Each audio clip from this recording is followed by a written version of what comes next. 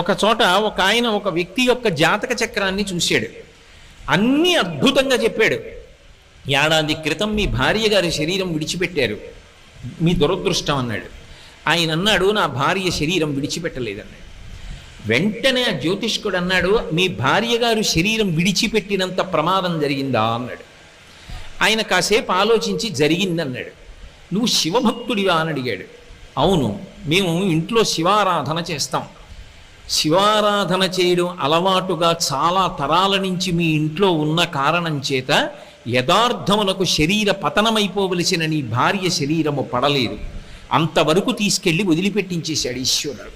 శివభక్తుడవు కనుక ఆయన అనుగ్రహము చేత గ్రహములు శాసింపబడ్డాయి, నీ భార్య బ్రతికిందన్నాడు.